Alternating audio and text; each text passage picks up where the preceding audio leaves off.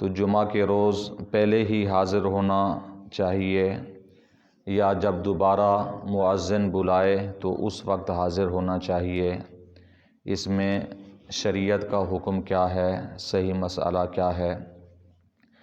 تو آپ نے جواب ارشاد فرمایا کہ صلاۃ جائز ہے مگر جمعہ کے دن اذان اول سن کر نہ آنا حرام ہے۔ یعنی مؤذن کے لیے جمعہ کی اذان کے بعد الصلاۃ کہہ کر بلانا یہ جائز ہے، کیونکہ یہ تصویب کے اندر آتا ہے اور تصویب کو ہمارے فقہاء کرام نے جائز لکھا ہے۔ باقی جمعہ کے روز اذان اول جو ہے، پہلی اذان جب ہوتی ہے اس کو سن کر مسجد میں نہ پہنچنا حرام ہے۔ یعنی شرعی حکم یہ ہے کہ جیسے ہی اذان اول سنیں، پہلی اذان سنیں، اس وقت ہر چیز، ہر کام کو ترک کر کے مسجد میں پہنچنے کی کوشش کریں۔ اور جو شخص غسل میں لگا ہے اور تیاری میں ہے تو اسے اجازت ہے کہ فوراً تیاری کر کے مسجد میں پہنچے، اس میں مزید تاخیر نہ کرے۔ اور یہ قرآن مجید فرقان حمید کے اندر بھی واضح طور پر اللہ تعالیٰ نے ارشاد فرمایا ہے، یا ایھا الذین آمنوا، اے ایمان والو، اذا نودی للصلاۃ من یوم الجمعہ، کہ جمعہ کے روز جب تمہیں پکارا جائے، ندا دی جائے، بلایا جائے، تو اللہ تبارک و تعالیٰ فرماتا ہے فاسعوا الی ذکر اللہ، تو اللہ کے ذکر کی طرف دوڑو، اللہ کے ذکر کی طرف دوڑ کے آؤ، پہنچو مسجد میں فوراً۔ اور اللہ تبارک و تعالیٰ فرماتا ہے وَذَرُوا الْبَيْعَ، اور اپنی خرید و فروخت کو ترک کر دو، بے کو چھوڑ دو، یعنی دکانیں بند کر دو، خرید و فروخت یہ ختم کر دو۔ اذان اول کے بعد یہ چیزیں جائز نہیں ہیں، اس لیے ہمارے فقہاء کرام نے فرمایا کہ جمعہ کی اذان ہو جانے کے بعد اگر کوئی شخص دکان پر یا ویسے کوئی بھی خرید و فروخت کرتا ہے، کوئی بھی ایسا معاملہ کرتا ہے تو وہ حرام کام کر رہا ہے۔ حالانکہ خرید و فروخت جائز ہے، یعنی جائز خرید و فروخت بھی اذان اول کے بعد حرام ہو جاتی ہے، گناہگار ہوتا ہے بندہ مومن۔ تو یہ خطاب بھی اللہ تعالیٰ نے ایمان والوں کو فرمایا کہ یا ایھا الذین آمنوا، اے ایمان والو، تمہیں یہ حکم ہے کہ جمعہ کے روز جب تمہیں بلایا جائے، پکارا جائے تو مسجد میں اللہ کے ذکر کی طرف حاضر ہو جاؤ اور خرید و فروخت کو ترک کر دو۔ ذالکم خیر لکم ان کنتم تعلمون، یہ تمہارے لیے بہتر ہے اگر تم اسے جان لو، اگر تم اسے سمجھ لو تو یہ تمہارے لیے بہتر ہے کہ تم اذان سن کر مسجد میں پہنچ جاؤ۔ یہ اللہ تعالیٰ کا قرآن ہے۔ اور ایک اور چیز بھی اس میں ذہن میں رکھیں کہ اللہ تعالیٰ نے فرمایا فاسعوا الی ذکر اللہ، اللہ کے ذکر کی طرف دوڑو۔ یہ نہیں فرمایا اللہ کے ذکر کی طرف آ جاؤ، پہنچ جاؤ، بلکہ جو الفاظ ہیں وہ سعی کے ہیں۔ سعی کا معنی تو دوڑ کرنا، بھاگ کے جانا۔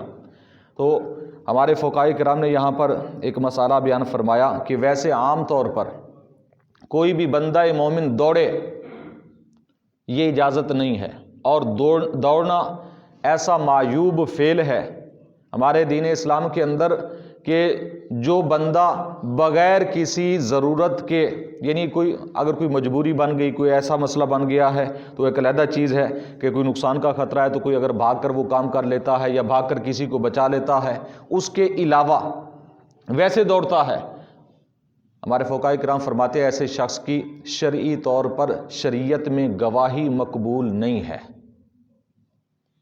یعنی یہ گناہ کا کام ہے، دوڑنا گناہ کا کام ہے، عاقل و بالغ ہو دوڑ رہا ہو یہ اچھی بات نہیں ہے، یہ بہت بڑا معیوب کام ہے۔ اس لیے اتنا معیوب ہے کہ ایسا بندہ مردود الشہادہ ہو جاتا ہے، اس کی گواہی قبول نہیں ہوتی، اس کی گواہی رد کر دی جاتی ہے شریعت کے معاملے کے اندر۔ یعنی جہاں پر گواہوں کی ضرورت ہوتی ہے تو وہاں پر اس کی گواہی شریعت میں قبول نہیں ہے۔ لیکن جمعہ کے روز مسجد میں پہنچنے کے لیے اور جمعہ کی تیاری کر کے اللہ کے ذکر کے لیے دوڑنے کا حکم دیا اللہ تعالیٰ نے کہ فاسعوا الی ذکر اللہ، کہ مسجد میں دوڑ کے پہنچو۔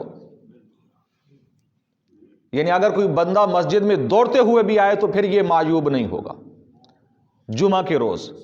اس کا خصوصی طور پر اللہ تبارک و تعالیٰ نے حکم دیا ہے، اور وہ فاسق و فاجر نہیں ہوگا۔ ویسے عام طور پر دوڑنا منع ہے، چاہے وہ نماز کے لیے بھی کیوں نہ ہو۔ ہاں جلدی تیز چل سکتے ہیں، لیکن دوڑنے سے ہمارے دین اسلام نے منع کیا ہے۔